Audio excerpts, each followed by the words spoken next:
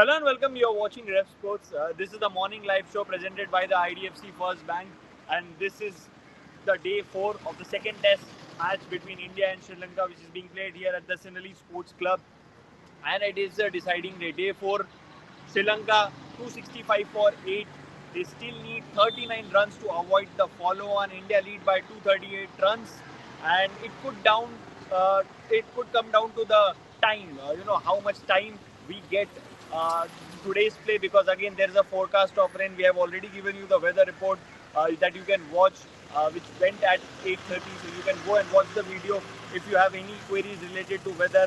And of course, we will be answering your questions. Whatever questions you have, please throw at us, and we will be taking it. But we will first review the yesterday, what happened yesterday. So yesterday, obviously, resuming from 8 for 2, Sri Lanka did well because they only lost 6 wickets after that in what was a slow moving day 3, and it was hampered by rain as well. India targeted 10 wickets. India targeted Sri Lanka to bundle out, but that didn't happen. Of course, due to rain and some incredible batting on display by first Pasindu Surya Bandara, playing his first complete match, scoring an 80, and then obviously Sonal Dinusha, who's been India's nemesis in this series, again batting on 85 unbeaten largely because of these two innings, and due to that last partnership, the 9-wicket partnership between Lahiru Kumar and Sonal Dinusha, which lasted for more than 15 overs. India couldn't bundle out Sri Lanka, and that is what they will be targeting today. Yesterday, Morne Morkel came for the press conference, and he said that if there is a chance, we can enforce the follow on, but for that India will have to take those 2 wickets quickly. First have to break that partnership.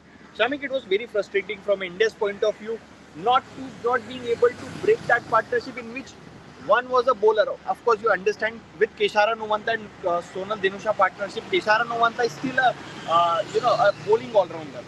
But when it comes to that partnership between Sonal and Lahiru Kumara, that tail once again wagged. 15 overs in which the partnership lasted for more than 15 overs, in which Lahiru Kumara played more than 50 balls. It was frustrating to watch from the Indian point of view. Good morning and welcome to this show, which is powered by IDFC First Bank. I mean, look, this allowing the opposition tail to wag has been a long-standing problem as far as the Indian team is concerned, and it has been happening for ages. I mean, yesterday, if you look at it, when Niroshan Dikwela got out, Sri Lanka slipped to 173 for 7, and the 8th wicket. Then Kesara Nwanta 230.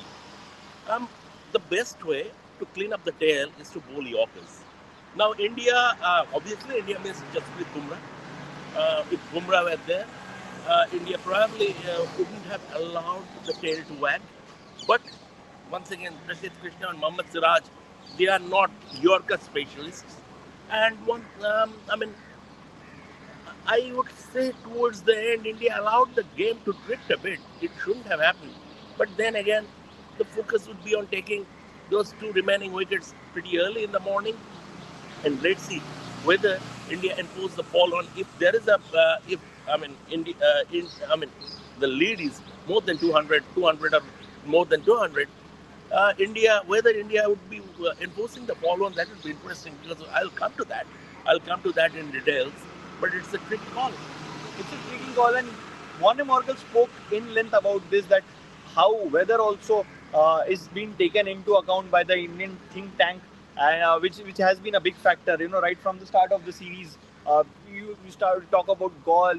There are a lot of overs were lost due to rain. Here again, yesterday also, considerable amount of overs were lost, and now that is a big factor. Rain is an weather is a big factor, and that is what Indian team is thinking. Yes, 2 days of play is still left, but Indian team, well, like Morne Morkel said, that we will be eyeing those 2 wickets and then get Sri Lankan team back on the field with the bat and try to take the remaining wickets. So, from an Indian point of view, it's about taking the 12 wickets and completing the series win. It's as simple as that. But it is not as simple, because yesterday also they must have planned to bowl Sri Lanka out quickly, and it looked like a possibility in the second session. But now it is it is a bit difficult given that only 39 runs are needed for Sri Lanka to avoid the follow-on. And if they do, Shamik, then India will have to come out to bat.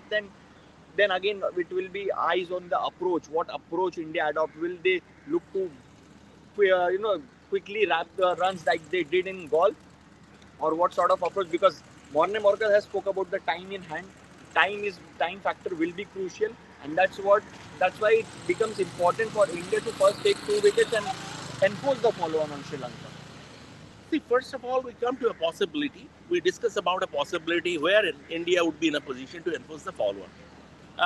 Obviously, the first hour would be very important, and it is already some clouds are started to form, and it is a bit of a cloud cover.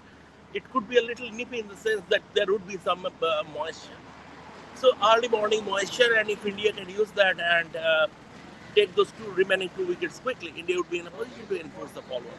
Now, here is the catch: whether to enforce it or not. Last time when India enforced the follow-on against the West Indies at Firozshah Kotla, India ended up bowling 118.5 overs to dismiss West Indies in the second innings on a dead Kotla pitch. So, and after that, Shubman Gill said, maybe going ahead, you would learn from this and would act differently. Here, the catch is the weather thing. Today, I checked a few weather apps, and they have been predicting 70% chances of rain. Now, Sri Lankan weather gives two hoods to predictions on weather apps. It follows its own course. But that's it. All said and done, that weather thing, the weather rain factor will be on the back of the mind of the Indian team management. Already some, already some overs have been lost over the last 2 days. Now, what they will do? If they enforce the follow-on, if they can dismiss them early, then the bowlers are still fresh after a good night's sleep, after a good night's recovery. The bowlers are still fresh. If they enforce the follow-on, that is a possibility. Or if they don't, because maybe that Kotla thing against West Indies could be on their back of the mind. So if they don't, then they will try to score at a run rate, go at a rate of knots basically. Bat for a couple of hours and then then declare and then invite Sri Lanka to bat again. Let's see, it's going to be interesting. It's going to be interesting, but all depends on how quickly India can wrap up Sri Lanka's first innings. And it will totally depend on how the fast bowlers will start, because it is expected because of the way Prasidh Krishna and Asita Fernando have started, and the new ball is still 3.4 or 3.5 overs old, and that is still the ball is still hard and new, and the fast bowlers will look to make the most of it and do the damage early on in the first hour of the day. But for that, they will have to bowl in good areas, because Sonal Dinusha has looked to farm the strike, has looked to give only 1 or 2 balls in an over to Lahiru Kumara, and Lahiru Kumara has played the second fiddle really well, because if you are facing more than 50 deliveries to your credit, you have batted decent as a tail ender. But Shamik, that has been a problem. Last 2 wicket partnerships, first with Kishar Numanta and then with Lahiru Kumara. It must frustrate Indians, because it has been a recurring theme. We have seen this in the past as well. You remember that Kanpur test where Ajaz Patel and Rachin Ravindra, they denied India a victory, where Ashwin and Ravindra Jadeja both were bowling, and it was helping the bowler. Still, it has not been a new problem. There's a problem of old. But what is frustrating to see India going clueless against these bowlers, because you have the bowlers, but for some reason you are unable to take those last quick wickets. No, I won't say clueless. Clueless is a very strong word, but it is once again down to they are not Yorker specialists. You need someone who is very good at bowling Yorkers. And something, I mean, you can say that why isn't Siraj bowling Yorkers? Why isn't Prasidh Krishna bowling Yorkers? But then again, that is not that is something you are not very you are not very proficient at. You might not have that confidence. You might think that if I try to it could end up being a full toss. So that plays on the back of the mind. So there are bowlers who are very comfortable at bowling Yorkers. Earlier it used to be Wasim Akram and Waqar Yunus for Pakistan, Cartley Ambrose for West Indies. Before that, Joel Garner. So they are masters of bowling Yorkers. These days, Trent Bolt had modern day cricket, Trent Bolt had a very good Yorker. Jasprit Bumrah obviously has a fantastic Yorker, but these two fast bowlers that India have, they are not Yorker specialists. But once again, that remains your go-to option as far as cleaning up the tail is concerned. And yes, Sonal Dinusha has been giving India a bit of trouble. It happened in Gaul also. It is happening here. He looks a pretty decent player, and it is once again. Uh, I mean, it's funny that you'll get such batsmen against India time and time again. I go back to about 30 years. Jimmy Adams for West Indies. I mean, he sort of became a nemesis. He used the front pad like a wall, and India couldn't get him out at all.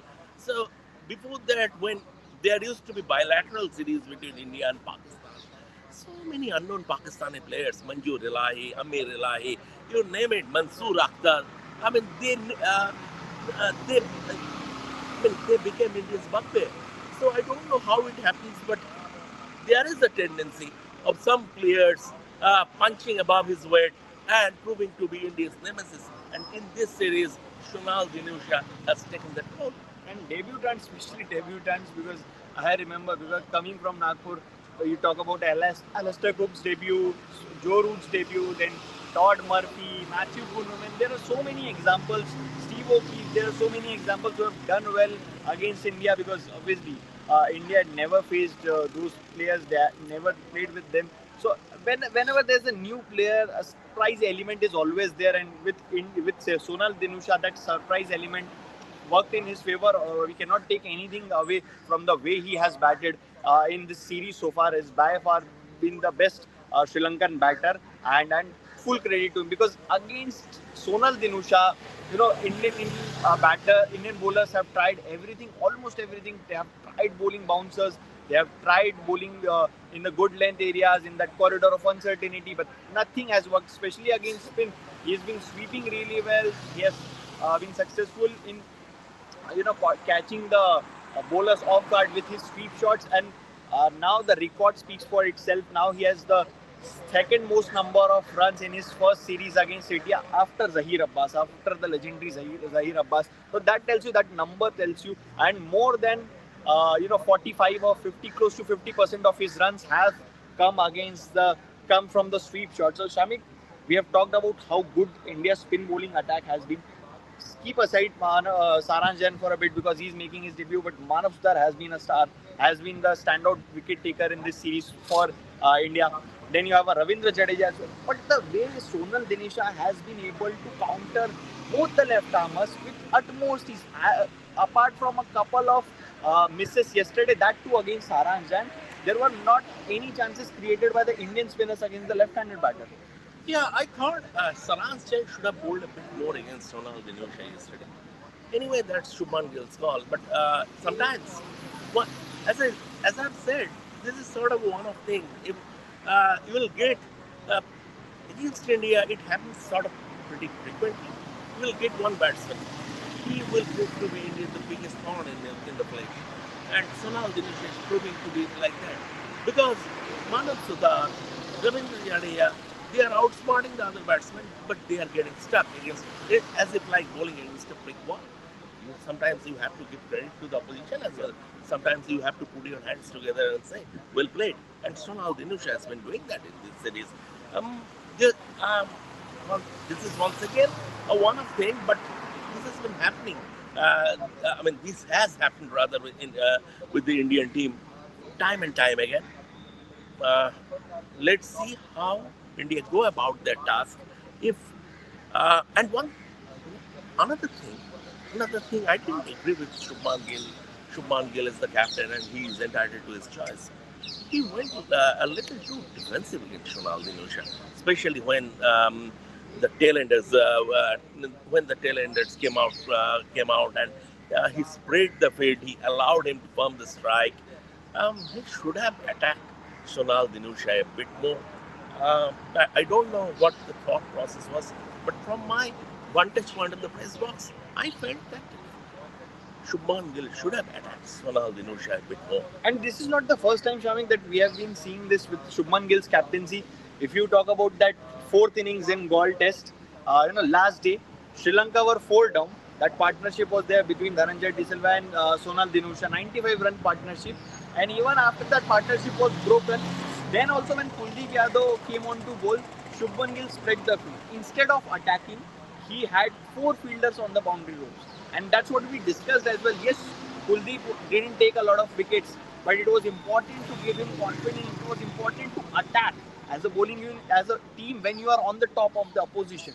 But that's something that Shubman Gill didn't do in Gaul in the fourth innings. And as you said that he didn't do it against the tail-enders of Sri Lanka yesterday as well. Yeah, it sort of depends on how confident the captain is as regards a particular bowler. So, see, Shuman is still a pretty young captain. He's just into his first year. He has just completed his first year as India captain in Test cricket, and he is learning already. See, what I'm saying is that, see, Shubman Gill is still a pretty young captain. He has just completed 1 year into the job, and he is learning into the job. He will get better. I think when India will be full strength, when he will have someone like Jasprit Bumrah or maybe Washington Sundar. I think India missed Washington Sundar a great deal in this series in terms of bowling against Sonal Dinusha. In terms of India missed Washington Sundar. Yesterday also India missed. But then again, you cannot cry over the fact that players are missing. What you have to make do. Shubman is trying to make do. But I would like to see him a little more attacking. You have runs to play with, so there is no harm going full throttle. And when you are obviously on top of the game, when you are staring at a big win, then obviously you have to be more attacking with your field, especially, and bowlers will have to come to the captain and say that we need this field. I think it comes down to the bowlers as well, that what field you want, you should go to your captain. You should have, and this team there's no restrictions. There is no such thing that bowlers cannot go to the captain. It's a very good team. It's a young team. It's a very good point that you have raised, Beba. See the bowling composition of this Indian team. A Bumrah, if he are playing, or if when he is playing, he can go to Shubman and say that, look, this is my field. A Siraj can do that, a Jadeja can do that. But if you look at the other half of Indian bowling, they cannot do that because they are so young and inexperienced. You cannot expect a Pradeep Krishna to walk up to Shubman Gill and say, no, come what may, I'm not going to what the I'm not going with the field that you are giving me. This is my field and stick to that. Or a Manoj Sutar cannot do that, or a Sharans Jain cannot do that. So the other half of Indian bowling in the series is pretty inexperienced. And from that point of view, I think it's a very good point that the bowler should walk up to the captain and say, look, this is the field I want. You mentioned Kuldeep, and also Kuldeep is a bit low on confidence at this moment in time. So Kuldeep, in his form, probably would have asked Shubman to have one more close fielder. But then again, maybe he was a bit low on at this moment in time. He's pretty obvious. He's a little low on his confidence, and that's why he accepted the field he was given. So this is the problem, and this will take. This will continue to be the problem when you are handling and sort of relatively inexperienced bowling attack. And for those who are asking about the weather, suddenly it has been a bit overcast to what was like what was the conditions like when we came here. It was bright and sunny, but now suddenly all of a sudden the cloud formation has started to happen, and it was expected. There is a rain forecast from 10 a.m. In the morning to 12 p.m., and the precipitation chances during that 2 hour period is more than 80% up. Whether it's a passing shower or will it be a persistent rain, that only time will tell. But yes, as of now, it's overcast. Dark clouds are hovering over the SSC. It's the current update on the weather. Barring the temperature, the market is hovering around 31, 32 degrees. At this moment in time, it is sort of pretty much an English weather. Overcast, there is a bit of breeze, and this should play to the hands of the two Indian fast bowlers. They would love to bowl with the still, which is it is still a pretty new ball. It is still a pretty new ball, and they would love to bowl. And if the if the overhead conditions persist, they could wrap Sri Lanka's innings inside the first 5 overs. And that's what they will be targeting. But again, for that to happen, the game should start at time, which looks like the possibility right now. But again, in a couple of minutes, if the groundsman sense that there is a rain around the corner, they will cover the entire ground, and then when the ground is covered, then obviously it will take time if it rains. So again, it totally depends on the weather. How many overs are we going to get? It's going to be an early start. 9:45 is the start time today, like yesterday, and 98 overs are set to be bowled. But again, it will totally depend on the time we get in hand. But talking about Shubman Gill's captaincy, another talking point has been his decision making when it comes to the DRS. Now it's been over 1 year that Shubman Gill is the captain of the Test team, but if you look at his record while taking DRS as a captain on the field, then out of the 46, 47 times he has taken this DRS, only 6, 7 times it has gone in India's favor. And yesterday we saw that Prabhat, I think it was Prabhat Jayasuriya, I think it was Keshara Nuwanta. Keshara Nuwanta when there was bat on. Yeah, he survived on DRS. And he survived on DRS, and that was not a call which it was clearly bad from the outside. It looked like from naked eyes, it looked like there was bat involved, but still Shubman Gill took it. When as we speak, there is a vehicle in which there was a dog over it. But now coming to Shubman Gill, Shamik, is for a young captain it's always difficult, but there becomes the role of wicketkeeper that is more important. Yesterday, Rishabh Pant was not there. Otherwise, Rishabh Pant is always involved in those decisions.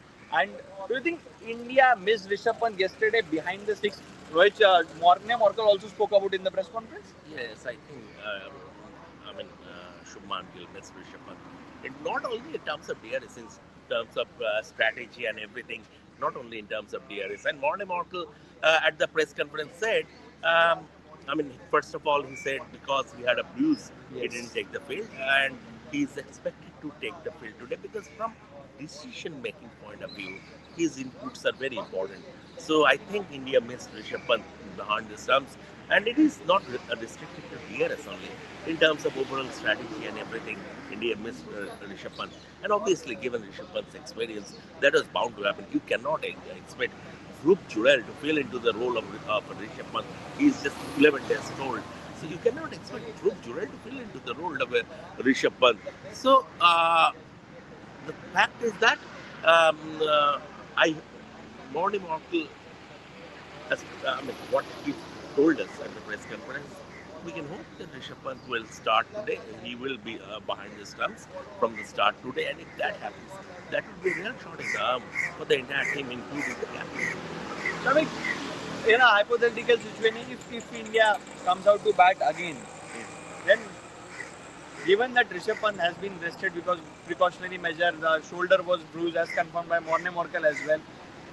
And if India needs quick runs, then will there be a temptation to promote Rishabh Pant at 3 or maybe opening? We have seen that other teams doing, like England did it with Ben Stokes against West Indies in 2020. Can India think about doing that or go moving towards that approach if there is an opportunity?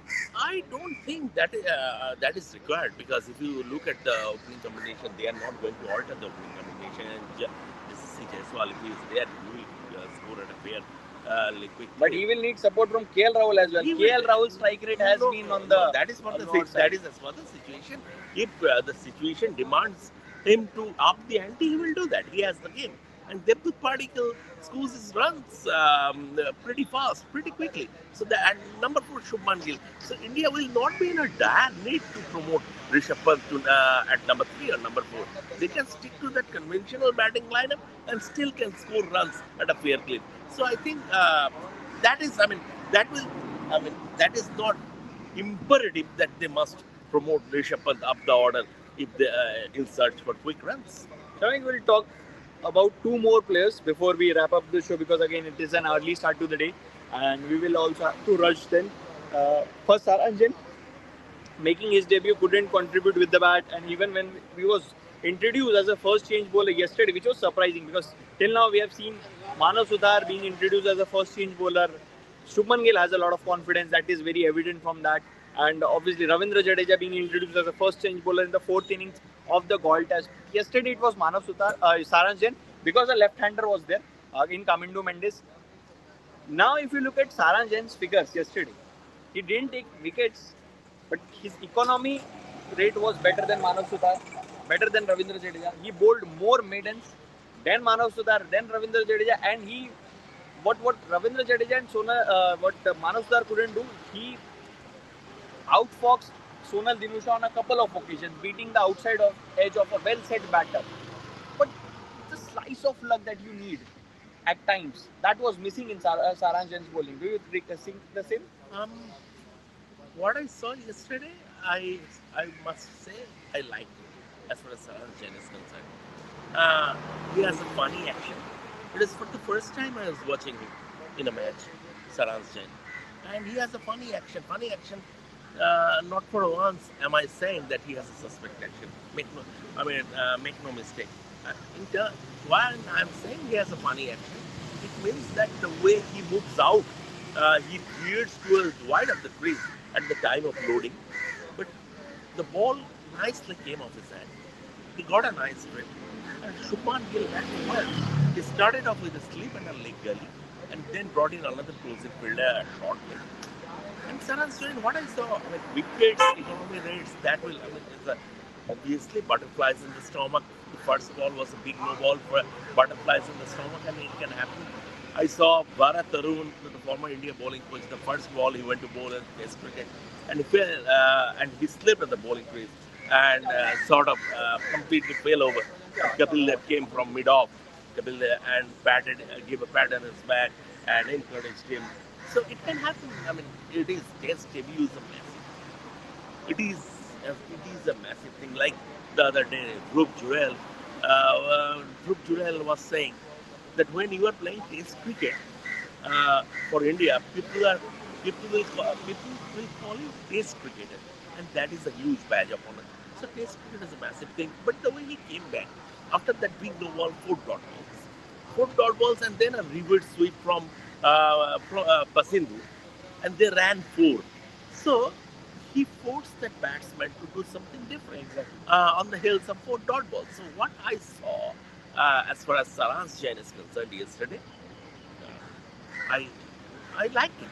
Obviously, when India will not pick him for the New Zealand or if Washington Sundar is fit, if Washington Sundar is fit, but come the five test series in Australia, he would still be in the reckoning because there would be an overload of spinners in the Indian squad, and Saraj Jain would be in contention. Yeah, you need wickets, but you actually, as a debutant, sometimes you need just a slice of luck.